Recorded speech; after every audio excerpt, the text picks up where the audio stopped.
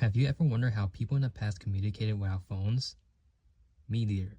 Yet, people in the past advanced in finding newer ways to communicate as distance increased, as it goes wider and wider, and so wide that sending a letter in person would not be an optimal choice.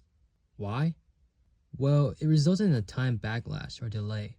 Usually, imagine the distance as wide as 20 miles. It would take more than 5 hours for the letter to be received in time. Moreover, people feared the lack of security and privacy when sending a letter, as sending information for political, military, or even personal matters can be easily sought out by unwanted strangers. Of course, this problem was later solved technologically and scientifically with the advancement of the electric telegraph. Before we get into the structures of how the electric telegraph works, we first need to explore electromagnetism.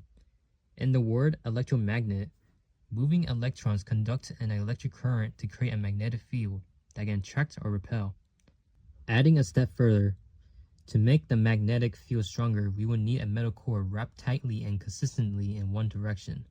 By wrapping the metal core, the coil of wire became a layer to concentrate magnetic flux and increase the magnetic field. And there we have it.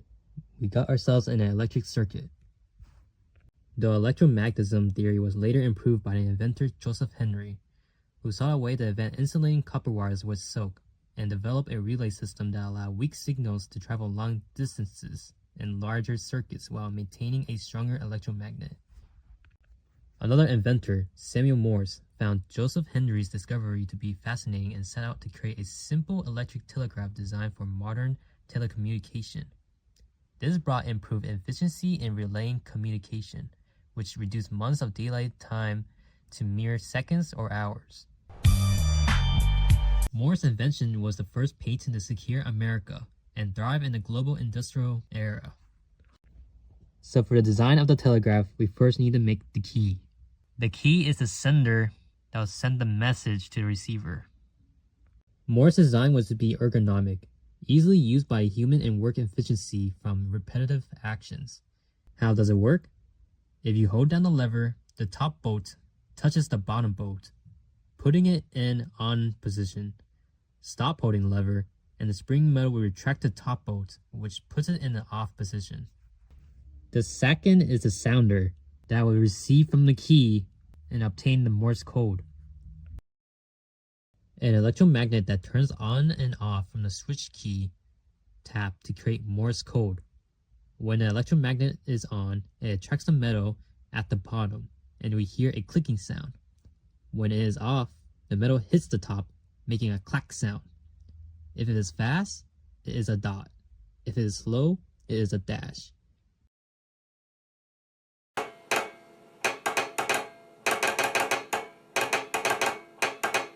Pulling this off in the past needed calculations based on the equilibrium and the counterweight.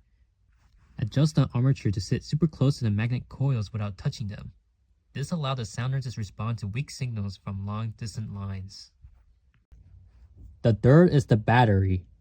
In the industrial era, they used gravity batteries that provided a low-voltage source of electricity and stored electric current, or info, that traveled through miles of wires, requiring low maintenance.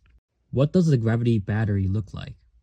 A lead-acid battery with wires wrapped excessively, two size-of-a-hand iron coins that store energy and water filled to the brim, producing liquid electrolytes from a wet cell battery. Exclaimer! This is not what really points el bete, di look like. CRF can see use this as school project. Berroache! Doing the script to it, I text to speech. You will fest this guy. Second, how it work?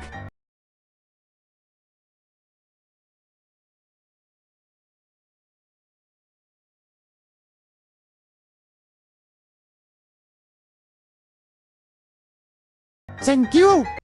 Additionally, the wet cell batteries have their own battery room and are not next to the operating key.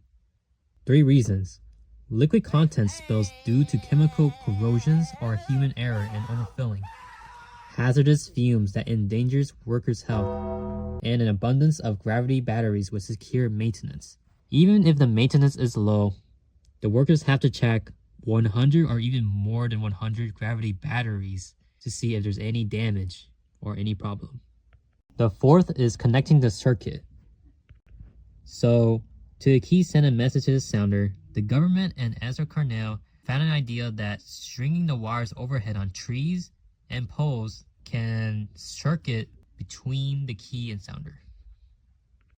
The next step is sending the message, and literally just 2 Morse code. In conclusion, the discovery of electric telegraph pushed forward humankind to found newer ways with the discovery of phones, satellites, and even Our homes